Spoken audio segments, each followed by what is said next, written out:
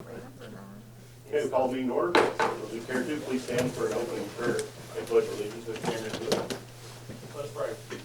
Heavenly Father, we just thank you for this day, and Lord, thank you for all you do for us. And Lord, we just pray that you guide and direct us in all we do tonight and all the business that is before us. And just give us wisdom and the best way to direct our community. And Lord, we just pause tonight, just pray for the fallen officer in Fayetteville, Arkansas, Lord, that lost his life. And we just pray, God, that you be with his family, be with that community, and with all the people that provide us service and protection every day. In Jesus' name I pray. Amen.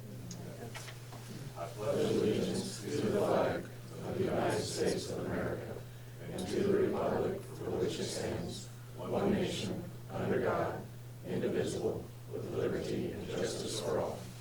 Thank you.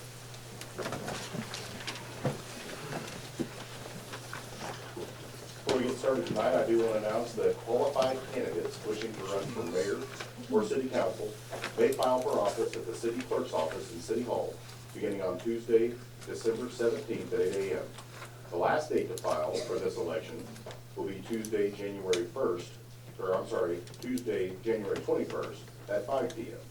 Offices to be voted on are mayor, council member Ward 1, one council member Ward 2, one council member Ward 3, and one council member Ward 4. So if you're interested, starting December 17th, 8 a.m. at the city clerk's office. This time I'd like to open up citizen participation. Anyone wishing to speak to anything not on the agenda, please step to the podium, state your name and address, and you'll have 5 minutes. Anyone wishing to speak to anything not on the agenda? Seeing none, citizen participation is closed. Need a motion and a second for approval of the consent agenda. Motion. Have a motion and a second. All in favor say aye. Aye. Opposed? Any abstentions? Motion carries 7-0. On the board's commission committee schedule, note the next city council meeting will be January 7th, 2020, here at City Hall. Moving on to old business tabled items. Need a motion and a second for the second reading of bill number 19-25. Motion. Have a motion and a second. All in favor say aye. Aye. Opposed? Any abstentions? That motion carries 7-0. Ms. Laura?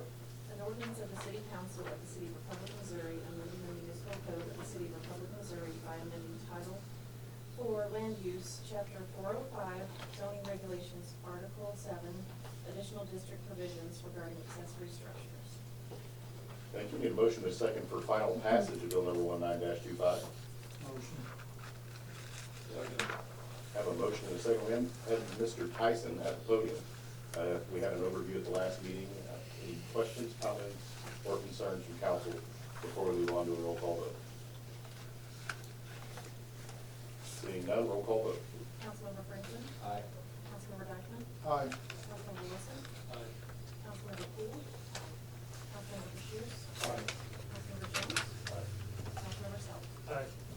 That motion carries 7-0. Need a motion and a second for the second reading of bill number 19-26. Have a motion and a second. All in favor say aye. Aye. Opposed? Any abstentions? Motion carries 7-0. Ms. Laura? An ordinance of the City Council of the City of Republic, Missouri approving final plat of the Monte Cristo Phase 7 subdivision. Okay, need a motion and a second for final passage of bill number 19-26. Motion. Have a motion and a second. And Ms. Haynes at the podium, who gave us an overview at the last council meeting. Open for any questions, comments, discussion. Seeing nothing from council, roll call vote. Councilmember Franklin? Aye. Councilmember Poole? Councilmember Dyckman? Aye. Councilmember Jones? Aye. Councilmember Bashir? Aye. Councilmember Wilson? Aye. Councilmember Self? Aye. Motion carries 7-0. Need a motion and a second for the second reading of bill number 19-28. Motion.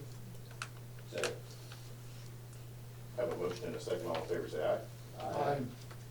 Opposed? Any abstentions? Motion carries 7-0. Ms. Laura?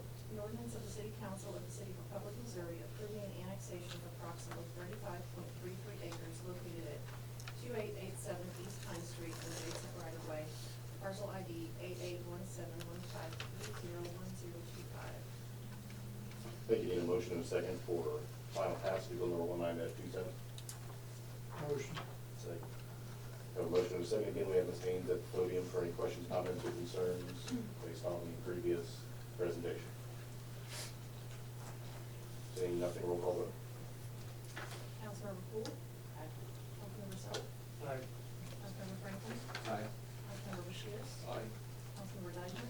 Aye. Councilmember Wilson? Aye. Councilmember Jones? Aye.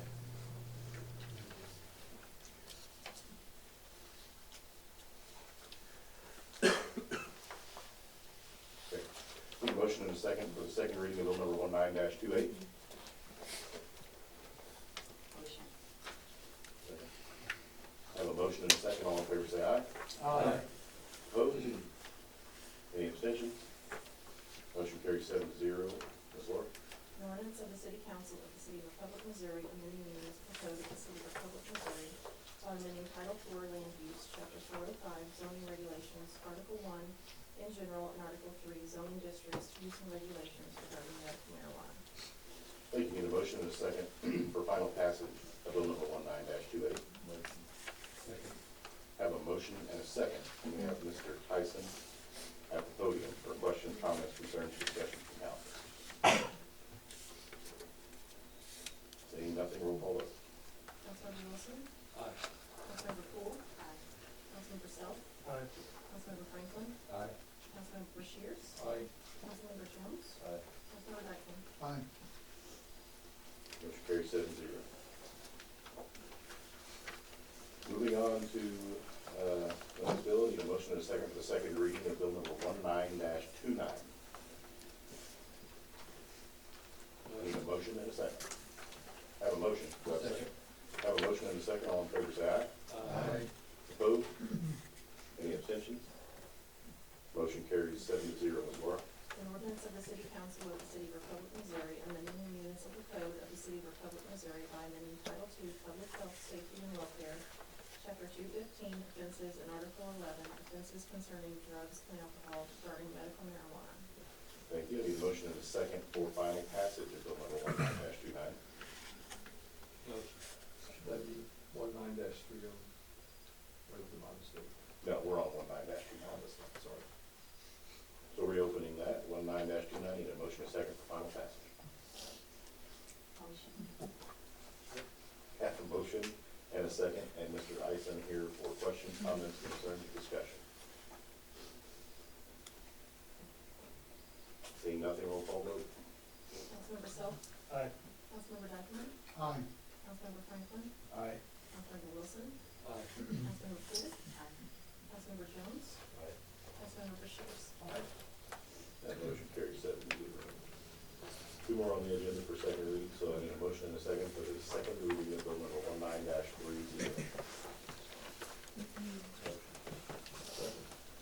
Motion and a second, all in favor, say aye. Aye. Opposed? Any abstentions? That motion carries 7-0. Ms. Laura? An ordinance of the City Council of the City of Republic, Missouri, amending the municipal code of the City of Republic, Missouri by amending Title II Public Health, Safety, and Welfare, Chapter 205, Fire Prevention and Protection, Article 2, Fire Prevention General Regulations regarding the 2018 International Fire Code. Thank you. I need a motion and a second for final passage of bill number 19-30. Motion. Second. I have a motion and a second. I also have Chief Compton at the podium for any questions, comments, concerns, or discussion regarding the previous presentation. Before we move on to it. Seeing nothing, roll call vote. Councilmember Rushiers? Aye. Councilmember Dyken? Aye. Councilmember Franklin? Aye. Councilmember Jones? Councilmember Self? Aye. Councilmember Wilson? Councilmember Poole? That motion carries 7-0. And of the last, we now have a motion and a second for the second reading of bill number 19-31. Motion. Second. Have a motion and a second. All in favor, say aye. Aye. Opposed? Any abstentions? That motion carries 7-0. Ms. Laura? An ordinance of the City Council of the City of Republic, Missouri, amending the municipal code of the City of Republic, Missouri by amending Title V, Building and Construction, Chapter 500, Building Codes and Building Regulations, Article 1, Adoption of Building Codes, Article 2, Permits and Permit Fees, and Article 3, Miscellaneous Building Regulations regarding the 2018 International Building Code, permit fees, demolition of buildings, and examination of building plans. you. I need a motion and a second for final passage of bill number 19-31. Motion. Second. Okay, we have a motion and a second. We have Mr. Tyson at the podium. Before we go any further, we do need to make note that, asking for council for an amendment to the bill, to remove the height requirement of greater than 7 feet. So it would be, I move to amend bill number 19-31 by amending section 9 to remove a greater than 7 feet height from section 500.050E9 regarding fence permit fees. Before you, take that motion and second on, if you have any questions about that amendment, Mr. Tyson can answer those, is that correct? That's correct. Basically, we amended, or the Community Development Department amended the code dealing with the permit fees. And we basically took out the two distinctions between the height and only left one permit fee in there for fences. So instead of having two different ones based on greater than 7 feet and less than 7 feet, there's just a fence permit fee now. So it was just an error keeping it greater than 7 feet, and this amendment would just remove that from the ordinance. Any questions about that amendment? Seeing none, we have a motion and a second to amend the bill. That's a Motion. Second. have a motion and a second. All in favor say aye. Aye. Opposed? Any abstentions? That motion carries. The bill as is amended. And now we have Mr. Tyson at the podium for any questions, comments, concerns about the overall bill before we move on to a roll call vote. Seeing none, we'll move on to a roll call vote of the bill as amended. Councilmember Selk, Aye. Councilmember Wilson, Aye. Councilmember Franklin, Aye. Councilmember Poole, Councilmember Brashears, Aye. Councilmember Jones, Aye. Councilmember Dykeman, Aye. Councilmember Russell. Aye. The motion carries 8-0. Will trip me up, Mr. Russell. Okay, moving on to new business, first reading of ordinances. I need a motion and a second for the first reading of bill number 19-32. Second. Have a motion and a second. All in favor say aye. Aye. Opposed? Any abstentions? That motion carries 8-0. Ms. Laura? An ordinance of the City Council of the City of Republic, Missouri, approving and amending the zoning code and official map by changing the classification of approximately 35.33 acres located at 2887 East Pines from agricultural AG to high-density, single-family residential R1H. Thank you, Ms. Haynes. Thank you, Mayor. This evening's rezoning request is from 2887 East Pines. This property was just approved for annexation earlier this evening. The annexation effectively rezones the property to the Greene County zoning designation, which is agricultural. The Bustle Building Inc.'s zoning request is to change that from agricultural to high-density, single-family residential. During staff's analysis of a rezoning request, we look at several things. One being the consistency with the comprehensive plan, identifying the goals, objectives, and policies of that plan. We also look at the compatibility with surrounding land uses, the ability for the city to provide water and sewer service to the property. We also look at the transportation plan and also review the traffic impact study that was submitted as part of the rezoning request. We look at floodplain and sinkholes. Two of those items, there are no identified areas of the special floodplain hazard area. There was a sinkhole identified on the property. A sinkhole analysis was provided and reviewed by staff. And staff does recommend the proposed rezoning request to R1H. Thank you. Before we move on to questions from council, we will ask Ms. Haynes to come back up, but we do have someone who wishes to speak on this item. I would ask Mr. Linda Link to come to the podium, 1591 South Shirley from Russell Village to speak in favor of. Sir, you have 5 minutes. Linda Link with Global Precision Surveying, we're gonna be the ones doing the design and development of that subdivision, just bringing it to you tonight to get it rezoned to high density, residential family. If you've got any questions, we'd like to answer. Sure. We do have a question from council. So, Mr. Lee, when you talk about a sinkhole, how far away from like a crest or a rim of it, like, do you? Isn't it 30 feet? Yes. 30 30 feet, Okay. yeah. And that rim has been established by a geologist when they did a sinkhole study. Okay.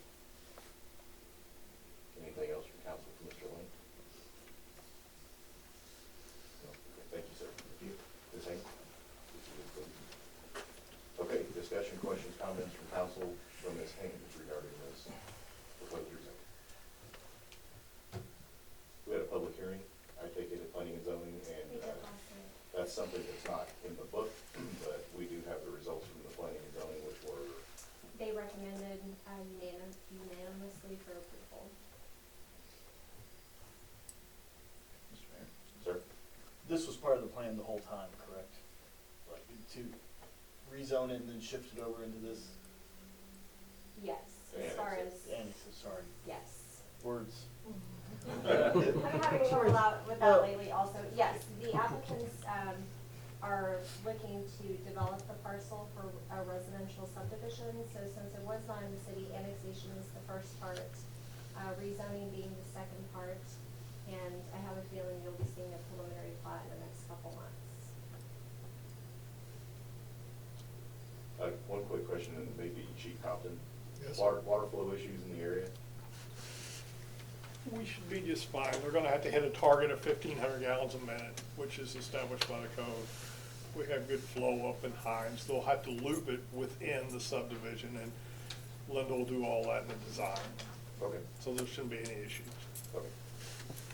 Anything else from council? Mr. Franklin? Was there anyone that, just citizen-wise, that showed up for that public hearing? There were several gentlemen, that were neighboring property owners in Greene County's Rankin Acres. And there was also a gentleman that his family owns some property on the south side of Hines, that submitted an email, because he was in Chicago.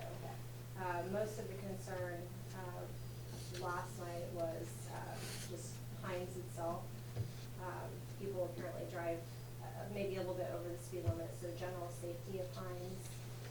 There were also some questions regarding setbacks in the R1H zoning district that were answered last night, and just general inquiries what the developers are planning on doing. Thank you. Anything else from the council? Okay, seeing nothing, remember this is the first reading. If you have any questions, please get with us Haynes for the next meeting, and you can bring those to the next meeting. Thank you. Moving on, make a motion and a second for the first reading of bill number 19-33. Second. Have a motion and a second. All in favor, say aye. Aye. Opposed? Any abstentions? Motion carries 8-0. Ms. Laura? An ordinance of the City Council of the City of Republic, Missouri, amending the municipal code of the City of Republic, Missouri by amending Title II, Public Health, Safety and Welfare, Chapter 240, Parks and Recreation user fees regarding fees. Thank you, Ms. Keeling. Good evening. This is something we bring to you every year. I can tell you that fees and Parks and Rec is something we take very seriously. We try to offer the very best product, program, service, event we can for the lowest amount of money. So this year, there's quite a bit of housekeeping in there, but I do want to highlight two fee increases that I want to make you aware of in the public. As you know, minimum wage is going to $9.45 as of 1/1/20. That does impact our operations significantly. And in the areas in 2020 where they were impacted the most are the Republic Aquatic Center and our summer recreation day camp. So those are the two fees I would highlight for you in your document there that have gone up as a result of minimum wage. Summer recreation day camp, which we essentially provide daycare for your child Monday through Friday, 7 a.m. to 6 p.m. Was going from $9 to $100. And at the aquatic center, the option to add the Huna flow rider, $2 to $3. But that's, there's some others, various things in there. Most of it is housekeeping, a couple of other items just to offset minimum wage through athletics. Okay. Any questions, comments, concerns, discussion from Ms. Keeling? All right, seeing none, remember first reading. If you have any questions, get Mr. Keeling between now and next meeting. Thank you. Thank you. Need a motion and a second for the first reading of bill number 19-34.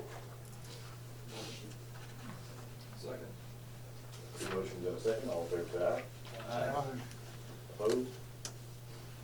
Any abstentions? Motion carries 8-0. Ms. Britton. I forgot we were An ordinance of the City Council of the City of Republic, Missouri, amending the municipal code of the City of Republic, Missouri by amending Title VI, Business and Occupation regarding medical marijuana. Thank you, Mr. Wright. Thank you. As with the other two items that were on for a second read tonight, was a passage on in November of Article 14 to the Missouri Constitution regarding medical marijuana. The city has to update its ordinances dealing with that. This is what I would anticipate would be the last of the three ordinances dealing with medical marijuana here in the city. What this deals with is the licensing aspect and the business licensing of commercial medical marijuana facilities here inside the City of Republic. Under the Missouri Constitution, the city is allowed to establish a maximum distance of 1,000 feet between the medical marijuana facility and any church, licensed daycare, or a school. What this ordinance does is set that distance at 1,000 feet, the maximum allowable under the Missouri Constitution. In addition, it also sets forth the requirements for the operation of the businesses dealing with medical marijuana, and it also specifies the time that a medical marijuana dispensary can be open, and that is between the hours of 8 o'clock a.m. and 8 o'clock p.m. Sunday through Saturday. Okay, questions, comments, discussion? Mr. Sullivan? Have you had anybody reach out regarding this? I submitted to the school district, the chamber representation, to the chamber director, and to the ministerial alliance. The email I did hear back from the school, and so we did make one, minor change based upon that, but it's a constitutional amendment, so it's not like there was a lot of, requesting to change it, or asking for it to be less restrictive. I have a question. It says in the ordinance, and I don't find it again, talking about not being able to sell it for drive-up window for immediate use. Does that, immediate use to me implies that they just have to be responsible and not allow them to immediately use it. Are we saying that you cannot have a drive-up window and do this just period? That's the intent, yes, is not to have a drive-up window for the immediate, to dispense it through the window. That was the intent of it. I don't know particularly what sections you applied to in that one, that you're referring to, but that was the intent of it, yes. I will find it and get back to you for the next meeting. There's a lot of stuff in here. So It's under C there. So it says, cars parked in the facility nor shall its products through a sales window to customers who rent cars for the immediate consumption by the customer either on or off the premises. So that's, The comma's in there separated, so the purpose of it, you're not supposed to sell it through a sales window or to customers in cars or the immediate consumption of it. So the designation is you're not supposed to sell it through a drive-through window. So. gotcha. Any other questions, comments, or concerns? Mr. Jones? Why? That's a good question. This is an unknown territory within inside the state of Missouri right now, and it's one of those situations where we're just trying to potentially look for problems that may exist out there, dealing with it, and trying to anticipate it. A lot of laws, we know what issues might come from them, and so we plan accordingly. This is such a new frontier here within inside the state of Missouri that we're just kind of looking forward as far as what problems may exist out there. This is one of the issues that was brought up by several of the larger cities within inside the state of Missouri, and they also passed a similar ordinance dealing with not having some type of drive-through for the use of it. So, but a lot of these are kind of anticipating what might happen in the future, to kind of prevent an issue from happening. So, it's one of those situations I always say, like with 1,000 feet, you can always roll back something if it doesn't fit, but trying to go forward with something greater in the future sometimes does not work when it's doing things development. I just think about it, but I'll save that for the second reading. Okay. Any other questions, comments? Okay. If you have anything between now and then, give Mr. Dyson, and we'll look forward to Mr. Jones' comments at the second reading. Moving on, need motion and a second for the first reading of bill number 19-35.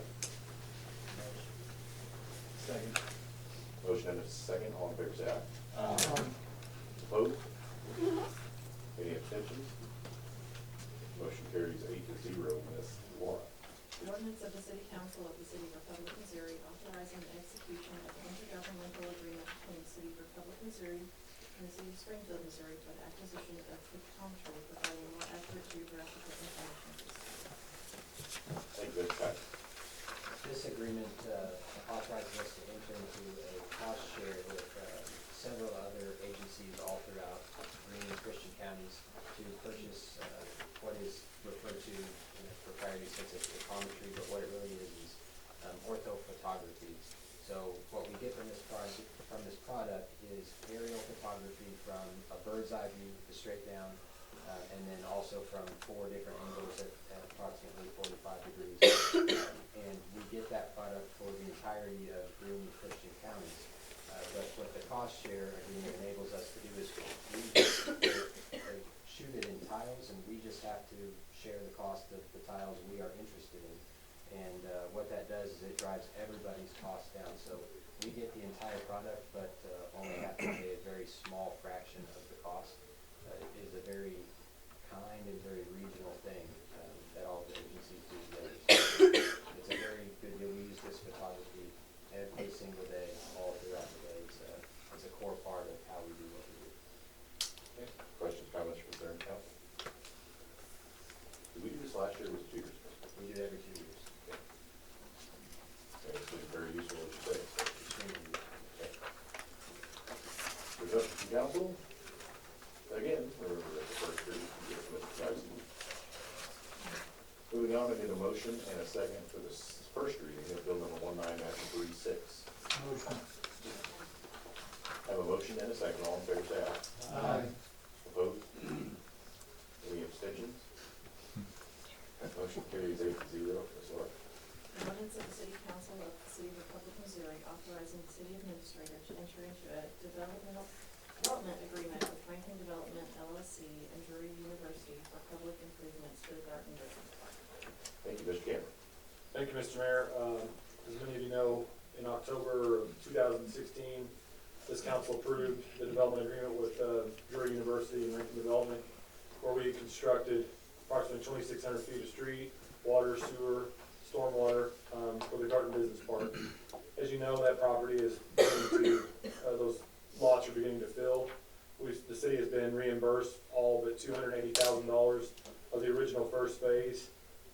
We're nearing into completion for the transaction for lots 4 and 5, potentially 6, which requires us to extend the infrastructure a little further. Drury wishes for us, Drury University, wishes for the city to partner with the city again to extend that. We're calling that phase 2, which would basically extend the street to the south. There is a phase 3 portion of that would extend the street to MM Highway. So we're looking forward to bringing that, but we don't want to get too far ahead of ourselves. City crews will be doing this work again to recognize the cost and pass on those savings to the property owners. And so it's again public-private partnership between the city and Drury University that will help them capitalize on their asset, a better return for them. It's also been a huge catalyst for us, for our development in our community. So good messaging and a good partnership. And so I would encourage your support and endorsement of this project, because I believe this is going to be a core function of what we do moving forward, not only for the industrial side, the commercial side, and the residential side, as we did with Mr. Hancock and Donald Hancock on his development, where we partnered on water on that project. So these development agreements are helping to advance our community. So again, I appreciate your support. Questions, comments, or concerns you have? Mr. Russell? Mr. Cameron, the 2016 agreement, has that been paid back in a manner that has been expected? Has it gone well? It has. It's gone very well. I mean, you never know in the market when you put money there and hopefully build it and they will come. I think having a good development partner and a reputable one, where basically that people want to partner with them, it's been pretty aggressive, to be quite honest with you. So naturally, I would like to have seen those lots sold 4 months after we got the project done. But within a year or 18 months of having that done, to have that completed, and now seeing the other 2 under development, so we could be technically made whole right now, because once lot 4 went into effect, or even 3, we could actually ask for the remaining $280,000 right now. But working with them, since they put no cash forward, these lots are pending sale, and so I think it's gone. Naturally, I would love to see them sell, as any residential developer would love to see their property move and immediately. So yes, I think 18 months was a fairly good return. The difference that I should clarify on this particular next phase is Drury will be paying for the materials up front this time. So the exposure to the city is less. What they will not pay up front would be our labor costs and the cost of our equipment. And any equipment that we rent, and so there would be a net terms of 30 days that we would be reimbursed. So we're not going to be waiting 18 months to get the lion's share of our money back. So really the fixed cost that we have in labor and equipment, will not be covered until the lot, another lot sells. But we're still getting a better deal than we did last time. Absolutely. And you're calling this phase two, do we have, and you don't wanna guess, I know, but phase three, do we have an estimate? Of cost or just a time? Timeline? Timeline would be, I mean, I'll say this, when you're meeting, these things are so fluid, but I mean, I had a meeting today with 3 of those lots that are potentially gonna go under construction in the next 4 months. But at the same time, you don't want so much construction going on that you can't keep up with it with the staff, or review those plans, and so, we're trying to work with the developer and the owner, that we're not doing this in a reckless and fast, just like the people, the demand for those buildings are now, and so, they want them, and so some of these vendors and people are wanting to locate or expand, or want to do that sooner rather than later. Phase 3, I can almost foresee us starting that, I see us getting done with phase 2, and then it coming back and saying, hey, by the way, we're gonna go ahead and finish phase 3. But we're gonna do quite a bit of that work in phase 2. Thank you. But I could see you coming, I could see us, I see 2020 being a pretty aggressive year, just for the demand. It's just, it's astonishing to me, because I'll share this as part of the discussion. So if you haven't been out there lately, is it the 4th building? Y'all, is it the 3rd one? Third. The 3rd one no longer was done, and then Red Monkey has acquired that, so I can safely say that that lease is done. They've expanded their operation into that 100,000. So before it ever got done, it was already occupied. And so the demand is there, and attending the latest manufacturing forecast that was held last Friday in Springfield, the forecast still looks extremely strong. And so those that have speculative buildings in the market, and space available, it's a good time to be in that business, and it's also good for us, because if you look at what that was, the sales tax, or not sales tax, I'm sorry, the property tax revenue that we're generating from what that was a year ago to the present, is very good for our community, very good for the school district. That's great, thank you. And every foot of road you build is jobs. People taking those buildings and jobs for people who live in town and their lifestyles, and just a lot of good stuff. It's just exciting to see the growth of our existing and then new potential that's looking at our community as well. Anything else from Helen? Say nothing. Moving on to the last. Need a motion and a second for the first reading, bill number 19-37. Motion. Have a motion and a second. All in favor, say aye. Aye. Any opposed? Any abstentions? Motion carries 8-0, Ms. Law. An ordinance of the City Council of the City of Republic, Missouri, amending the municipal code of the City of Republic, Missouri by amending Title 4 Land Use, Chapter 410, Subdivision Regulations, Article 4, Major Subdivision Improvements, and Article 6, General Principles of Design and Minimum Requirements for the Layout of Subdivision, regarding financial guarantees and public developments. Thank you, Mr. Tyson. This bill proposes a couple of different amendments. I would categorize them differently. One is tangentially related, so I'll address them sort of separately. The first part of this is some amendments dealing with the location of our public infrastructure within subdivisions, which is normally going to be residential subdivisions. The first part of that amendment is it gives the city engineer the authority to deny that infrastructure is located in an area where it would interfere with or create a serious conflict with existing infrastructure that's already in place that we don't want to have interfered with. No brainer. The second part of that is it prohibits the location of municipally owned, which would be water, sanitary sewer, and stormwater, municipally owned infrastructure in the rear yards and in the side yards within residential subdivisions, unless the city engineer expressly authorizes it, because there's just no other viable alternative available to the developer. That is probably the more serious of those amendments when you're looking at that side of it. It's not as common as it used to be that developers want to put the utilities in the rear yards and the side yards. It's just more efficient now to locate those all together if you can in the front yards. And it's obviously better for the city. I think everybody has access to a memorandum prepared by our city engineer as to all of the reasons why this particular proposal is being made from the perspective of the department that's responsible for doing that maintenance, and that has a lot to do with this. Once it's in the rear yards and in the side yards, privacy fences are pretty much just standard these days for single-family homes. And so maintenance becomes more difficult, more problematic, and more costly at that point when you're getting into people's rear yards, having to remove those fences. And then there are other obstructions that come into play in rear yards that are not as common in the front yards. So from a maintenance perspective, it's definitely better for the city if they are not located in the rear yards or in the side yards.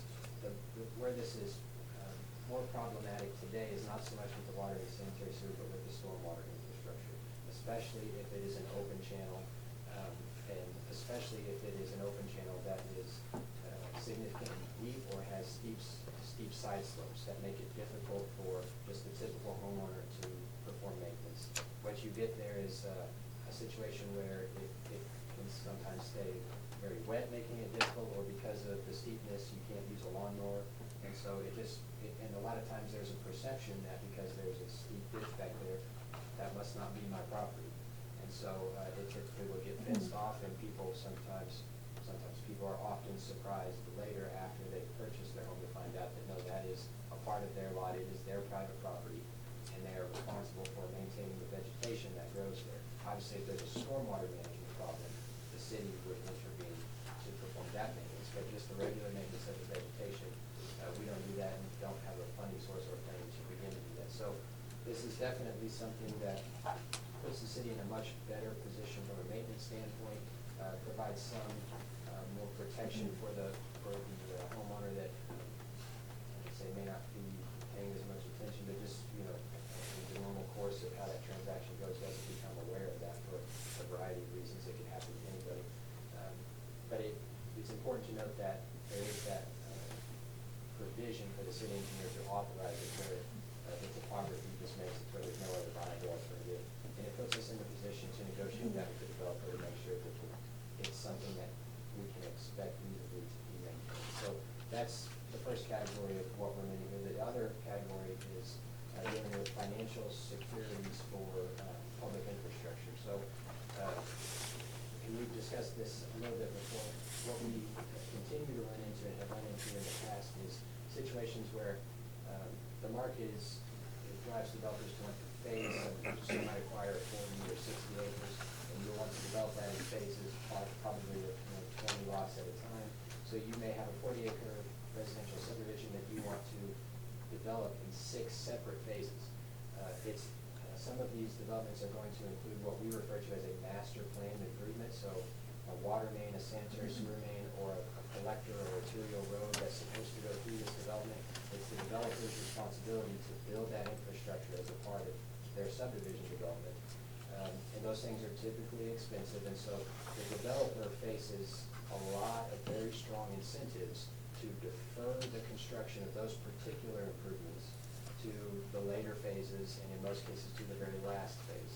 It doesn't mean that they're always trying to strategically pull one over on somebody. It's just they face a lot of incentives, financial and otherwise, to move those things to the later end, to build cash, build capital, to be able to pay for them later. But it doesn't always work out like that. And right now, we're not in a position to require them to financially secure that, to make sure that it gets done. So if we don't have that, what we end up with, what we have ended up with, and what we will continue to end up with is several phases of the subdivision may get developed. That master plan improvement that the entire community needs to be there never gets built, and those remaining phases get left undone. And now a successor developer can no longer afford to come in and pick up those remaining phases because the cost of that entire infrastructure is now hung on those last 2 or 1 phases, and it's just not it's no longer financially feasible, and it leaves the city and the taxpayers holding the bag to build that infrastructure. So we're already in that position in several places, key places throughout the city that I could name off, and you would immediately know exactly where they are. Roads that are dead and into nowhere. And it's for this reason. So what we're proposing is to give the city the authority to require that a developer who has a master plan improvement within their development be required to put up some sort of financial security so that we can guarantee that this infrastructure will get built and the taxpayers won't get left holding. Questions, comments, or concerns? On those financial guarantees, is there a, once we receive that, if they started development, it just, it's there? I mean, it doesn't go away until it's either completed or, To execute that would require a development agreement that would come before the city council that would specify the terms. But the terms are most likely to be that the time frame will be 4 years. Your preliminary plat's only good for 4 years, so you don't want the security to extend beyond that. If at the end of 4 years, your preliminary plat's about to expire, and you're not in a position to extend it, and the city has to agree to that extension, then we would cash in on that security, have the road built so that it's there, move on, and successor developer can come in and pick up the rest of the lots and actually make it work. okay. Mr. Russell? I like the idea. Is this a novel concept, meaning had other cities done this, and are we modeling what they have done, or are we breaking new ground here? No, this is something other communities do. Communities do it differently, and it ranges from, there are communities, this isn't very prevalent in Missouri, but there are, in other states, there are communities that require developers to put up a financial security for the entire cost of the entire development, just to ensure that that developer has the financial wherewithal to actually pull it off. So it ranges from, you're gonna give us a bond, a performance bond for every single dollar that goes into this, all the way to not requiring any financial securities, which is somewhere in the position we have been. Do you get the sense that this is gonna scare developers off, or make them more cautious in building these residential master plan communities? I think, yes, I think it will make them more cautious. I think it will have to happen, because to secure the bond or the letter of credit, or to provide the cash and escrow that we would need for that improvement, what it does is, that affects them financially immediately, whereas if we don't require it, they can that's just future risk that I don't have to worry about now, and I can just build these first few phases, keep telling myself that I'm gonna have enough cash when the time comes later. And that's them managing their risk in a very different way, and it puts additional risk on us, the community, when they do that. What we're trying to do is limit our risk, and what that does is it forces them to manage that risk immediately rather than to defer into the future, which has to affect the way they calculate whether to do a development. That's certainly something we considered. In my mind, when you think that through, a developer who looks at that and thinks, well, now I've got these additional costs that I have to bear before this is all said and done anyways. So the idea that I have to somehow provide for those costs, if that causes them to not do the development, potentially that's maybe the best thing. Potentially they did not have the financial wherewithal, period, to pull that off. So that is certainly possible. It would reveal the level of risk that they were taking in getting into that development, that's for sure. Mr. Sub? And to that point though, we have seen that in a few of our subdivisions as it is now, so, I see that as a good point, if you're not able to do it, you should have to be able to do it up front, so I for one, I appreciate that. And it's not always the developer's financial capacity, it could be a major event in the market, where suddenly it was gonna work out, and they did have the financial wherewithal to finish it, but then the market crashes, and now they don't, and again, the city's left holding the bag. And this obviously will also allow for situations for the city to not cash it in as well. I could foresee situations where we're holding that guarantee or that security, and we decide to not do it, because it's not in the best interest of the whole community or the developer in that case. But it's one or the other, right? I mean, if the developer's gonna develop, there's a thoroughfare plan, there's a master plan, and there have to be those requirements. So it's not really like there's any middle ground here, because we can't risk the future finances of the city of Republic and make the taxpayers require to finish a development that someone benefited from. Correct, So, yeah. I mean, because that's the goal, is to benefit from a development. That's our goal too, but in the right way, so that the citizens aren't having to pay later for something that wasn't done right in the first place. Correct, and it's significantly more expensive for us to do it later. Mr. Mayor, Mr. Cameron. so just for a little backtracking of history, if you recall, there was a development over by the police department that the developer came before us and said that he would build the street in later phases, and we tried to work out a deal where, hey, why don't you pay a little bit of the fee with each sale of your lot, you contribute into that. And so we're just trying to capture with each sale, like work with the developer just to like, hey, we need some surety here that you're gonna finish that street and you're not gonna cherry pick the best lots, and then when at the end, hopefully it sells or sell it off to somebody else. Republic Commons is the one, I'll say it, the one that probably is sitting there right behind the Arby's at the road to nowhere, that basically if we could connect that street, there's opportunity for economic development right there. But as you know, our street budget, I guess, is like $150,000 next year, so us completing that is very difficult. Well, with that being said, I mentioned it with Garden Business Park, the strategy that we employed there to partner with development, because we don't want to be against the development of residential, and like we did with the, I'm sorry, is it Trail at Valley Park or Trails at Valley Trail. Valley Trails? We partnered with the developer on that with infrastructure where we had strengths. The water in that budget was strong enough that we could say, we're trying to help drive that type of development. We're not trying to run it off. In fact, we're actually investing into what that's doing. I see in the future, not to share all the cards, but I actually see us, as our financial position would improve in certain areas of streets, where we could actually be in a position where not only are we saying, hey, listen, all that's done, we may partner with you as you sell these lots.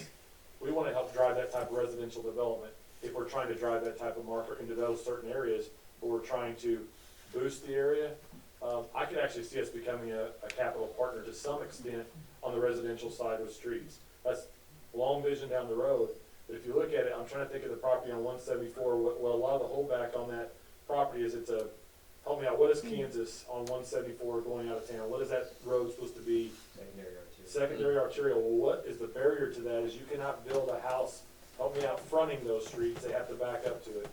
And the cost of building that street is cost prohibitive to these builders. So when they see that piece of property and they think of the major thoroughfare plan, they're like, it's great, but I'm gonna lose all this property to this street.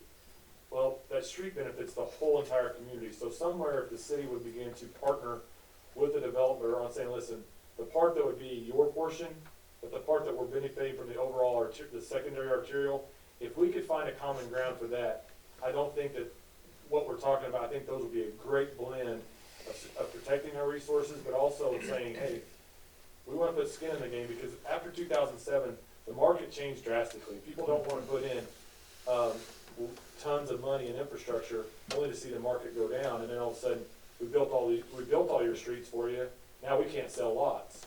And so I think that that's what's kind of happening in the commercial market, like we're talking about at Garden Business Park. And coming from a community in Arkansas, we did require the entire, all phases had to be bonded, whether you were just doing phase 1, 2, or 3, to ensure, because we were putting infrastructure all over those properties. We, the city, had to recover that money too. So we're like, hey, don't leave us out there with a bunch of assets that are depreciating and no lot selling. So I think the dynamic has changed, and I think we've got a pretty good idea of how we can bridge that gap to say, hey, I see what you're doing, but hopefully we can get some exposure just a little bit to help show that we're in the best interest as well. I think it'll be, as long as we continue to partner with the development community and explain why we're doing it, I think it'll be fine. But I'm with Garrett, if they can't afford to do it on the front end, they probably shouldn't be doing it at all. That's a good point. It's something that's, is already, I would say it's kind of typical for us already, is if the master plan improvement is a 10-inch water main, the development only requires an 8-inch to be self-sufficient. A lot of times if we have the resources, we will cover the cost of the additional 2 inches, cover the cost difference between those two things, because that's a public benefit, not a direct benefit to the developer. So if we can, we try to absorb those costs as a community. Anything else from the council? Okay. Thank you very much, Mr. President. Moving on, there are no resolutions, and we move on to the finance report. Ms. Parks. Good evening. This is the finance report for the month ending November. We did get our December deposit bill for our sales tax. So we have a complete year here for your review. The December deposit, our year-to-date over 2018, we ended up being, $3.7 which means that we hit our budget target. I know it was a matter of discussion throughout the year. We were up and down, but at the end, it swung around and we did hit the budget target. So, I've included the full report for you to see, the various months behind the summary page. Our cash position, it looks like as we head into the last month, our cash position is still very strong. We're at 2.9 million in unrestricted cash for the general fund. I know that is our, for those of you in the public, that is basically our operating reserve. And so that is a good position to be in, and I believe that by the end of the year, we're probably gonna be adding to that. So I believe that at the end of the year, we'll probably be at the 3.1 million in unrestricted cash for the general fund. Everything else, the Parks Department has been a matter of discussion throughout the year. Their cash, December, they always get the rent check for the community center from Cox Health, and so that did arrive today, so their cash position will be also ending a little bit higher than the month of November. If you swing over to our budget versus actual, our summary page, for this time of the year, we should be at 91.6%. And you'll see that on our revenue, we hit the 91.95%, so we're right on target for the general fund revenue. We also are at 85% of expenditures. At the end of this year, we are going to be under budget. We have discussed throughout the year several of our key projects that we were not able to complete, the phone system, and $90,000, the $40,000 for the fire department parking lot, as well as several key positions that were vacant for long periods of time during the year, namely in the police department and the fire department positions. So all of those factors, we will end the year, I believe, approximately $200,000 at least under budget on the general fund. The Public Works Department, I will just mention that the street fund, originally we had budgeted we would be running a deficit. We were going to use some of our reserve funds to fund that, but we are still at $200,000 surplus. So at the end of the year, we will not, I do not believe we'll be negative on the street fund. And then water and wastewater, we're $134,000 in the water fund and net, and then wastewater is 89%. I just wanted to point out that the Parks and Rec still has a deficit of $382,000, but like I mentioned today, we did receive the rent check for the Cox, so that deficit will be down at the end of December. I just wanted to point out, we did, as approved in the 2019 budget amendment, we did create the debt service fund. So you will now see that added to your budget versus actual report, and you will see that transfer from the police fund for the $63,000 to the debt service fund. You will now see that has been completed. We will also be mailing the 2 checks to pay off those loan payments that we discussed in the 2019 budget amendment by the end of December, before the 8-day cutoff for all checks. The only other thing I wanted to mention is that I did not include the fund balance report. I had some difficulty getting the report to print correctly. We had a few network issues, but anyway, it will be in the December report for you, and we will be presenting the December report at the second meeting in January. Due to it being the year end, we want to make sure that everything gets closed out appropriately. Okay, any questions, comments, or discussion?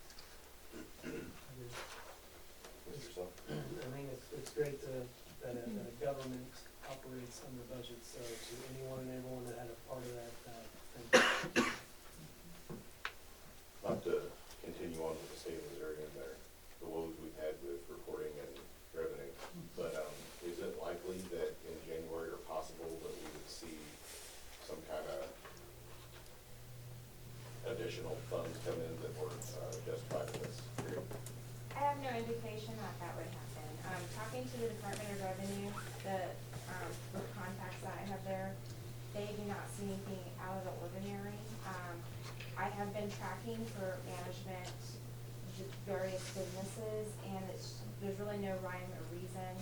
Some people just pay late, they might come in cheap in 1 month. So I really don't know if it's statewide.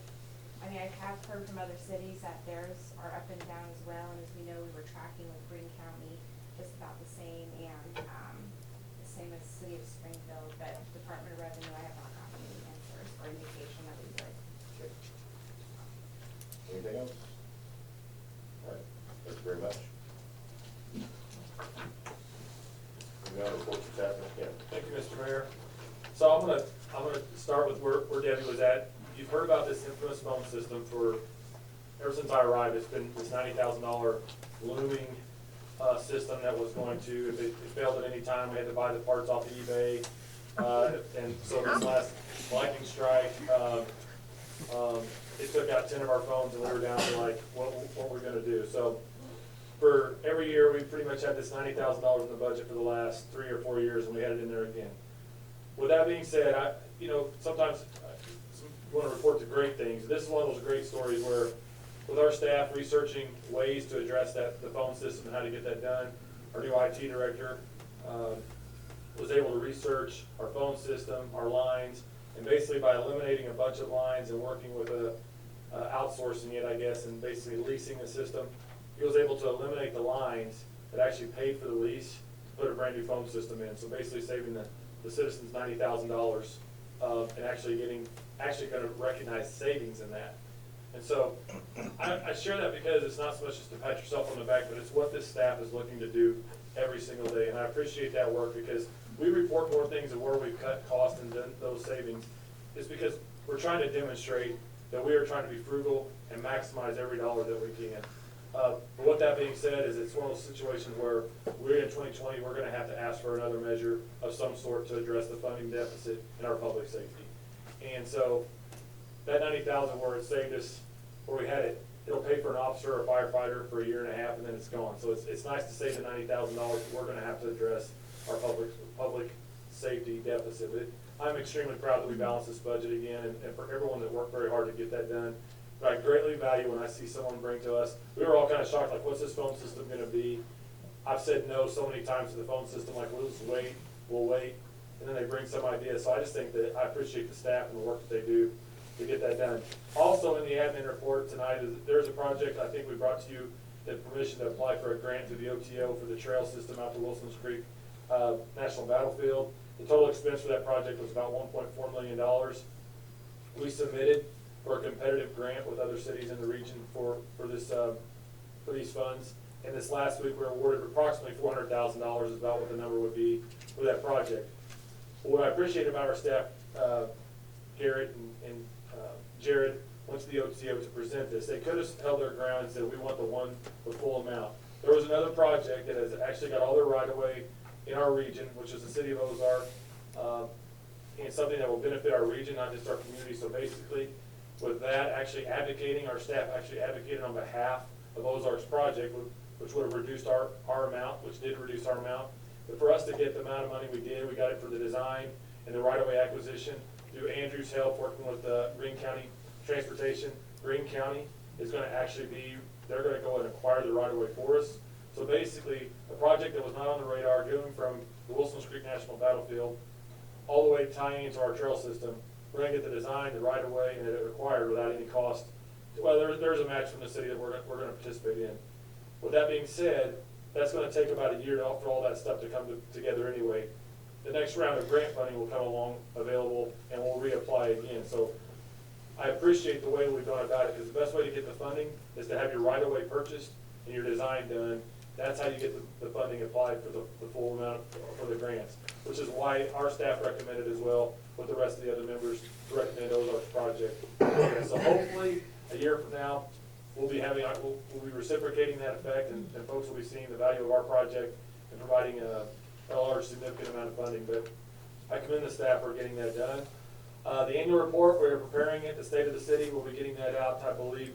Mike, I know you told me my deadline was Friday, and I'm still not done, so we will get that done tomorrow or the next day. But we're looking forward to getting the state of the city out. We've had a great year. We've had a lot of stuff accomplished. Again, I'll say this, I get to go to a lot of places and and discuss what's going on in our community. And I was at the manufacturing luncheon last Friday, and just the overwhelming amount of support that we're hearing from the region about how easy it is to develop and how easy it is to maneuver and get things done in Republic. It starts at the top of this room, and so I thank you that you allow us the maneuverability, because I'll tell you that not all governments function the way we do. Some would say that it needs to be more strict or more oversight or more into the day-to-day function of it. I would argue that the way that it's going now is much more, allows us to move in those positions. So I share that when we're there. We just don't have a lot of, hey, move this here, move this here. It's like, we set where we're going, you allow us to maneuver in that, like Garden Business Park. The ordinances we're changing, things of that nature. And I think that that's a huge attribute to the way this government works and the way our charter functions. And so I thank you for that. But also thank you for the staff for providing you very forward-thinking and ideas, forward-thinking paths forward and new ordinances to reduce regulation, to make it easier for the development community. I appreciate the work that we did with the medical marijuana piece. I mean, stuff that's been very challenging and difficult in other communities. I think Scott's done a fantastic job in drafting that and putting it together. But we've had an outstanding year. But we've got a lot more that's coming, and we need to be preparing for it, planning for it. And so 2020 is going to be a year of priorities. We're going to sit down together as a staff and as a council. We're going to talk about priorities so that we stay laser focused on what matters versus getting into the weeds on things that probably we as a community don't need to be tackling. And so I'm looking forward to that discussion. Well, last but not least, I just want to wish everybody a Merry Christmas and a Happy New Year. And I would be remiss to mention it as in my prayer. On behalf of the city, I want to extend our condolences to the officer and his family in Fayetteville who lost his life. It was such a cowardly act, but I think it speaks to the fact of what our public safety officials face every single day. I just cannot imagine waking up or even being able to explain, or even as a leader of a community, how to address that with their staff. So our thoughts and prayers go out to the city of Fayetteville and all public safety officials. But again, with that, I'll say Merry Christmas and Happy New Year. That's all I have. Thank you, sir. I would just echo off that a little bit.